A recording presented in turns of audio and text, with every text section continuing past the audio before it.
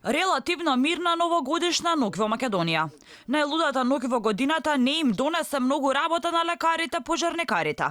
Од Министерството за здравство велат дека докторите, за разлика од претходните 2 години, имале порелаксирано темпо на работа. Околу 30 на пациенти биле прегледани на токсикологија, од кои најмладиот бил 14 години. Највозрастните 63 годишни. За среќа оваа година немаме предозирани со психотропни супстанции, исто така немаме случаи на кома. Сите пациенти после неколку часовен престој и третман на клиниката се пуштени дома.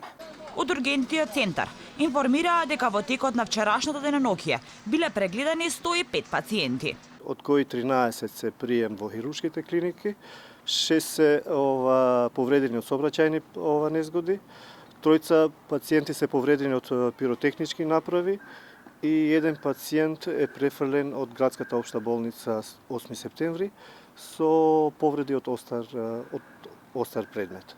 Во текот на вчерашниот ден, од 19 часот до 12 часот на полноќ, биле регистрирани 9 пожари во подрачјето на Скопје. Во 23 часот при дојава за пожар на улицата Крсте Мисирков позади 26 јули на Битпазар, на тераса од употреба на пиротехнички ракети настанате пожар во кој спасен е сопственикот кој беше во безсознание. А новогодишната ноќ оваа година беше мирна и за припадниците на МВР. Регистрирани се мал број на случаи каде се приведени лица кои поседувале наркотични супстанци. Мал број на тепачки и разбојништва, но и неколку сообраќајни незгоди, од кои во едно лице е тешко повредено. Станува збор за сообраќајката во Куманово на булеварот Октомвриска револуција.